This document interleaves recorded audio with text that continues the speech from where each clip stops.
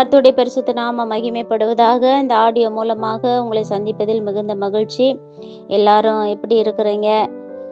தொடர்ந்து உங்களுக்காக நாங்கள் ஜெபித்து வருகிறோம். வேதம் சொல்லுகிறது, யாக்கோபு 5:13 உங்களில் ஒருவன் துன்பப்பட்டால் ஜெபம் பண்ண கடவன் என்று சொல்லி. அருமையான தேவ பிள்ளைகளே, துன்பங்கள் வருவது இயற்கையாக இருக்கிறது. ஆனாலும் தேவனுடைய சமூகத்தில் ஜெபிக்க வேண்டும் என்று சொல்லி வேதம் சொல்லுகிறது.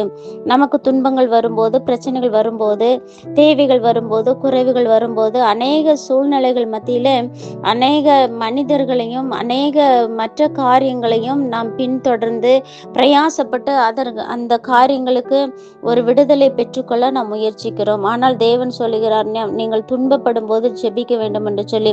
அவர்கள் அவரை நோக்கி பார்த்து பிரகாசம் அடைந்தார்கள், அவர்கள் முகங்கள் வெட்கப்படவில்லை என்று சொல்லி சங்கீதம் 34:5 சொல்லப்பட்டிருக்கிறது. நாம் அவரை நோக்கி பார்த்து அவருடைய சமூகத்தில் ஜெபிக்கும் போது மட்டுமே துன்பங்களை நீக்குகிறவர், நம்மை பிரகாசிக்க செய்கிற தேவன். எனவே துன்பங்கள் வரும்போது, பிரச்சனைகள் வரும்போது அவருடைய முகத்தை நோக்கி பார்க்கலாம். கர்த்தர் நம்மை ஆசீர்வதிப்பாராக. ஆமென்.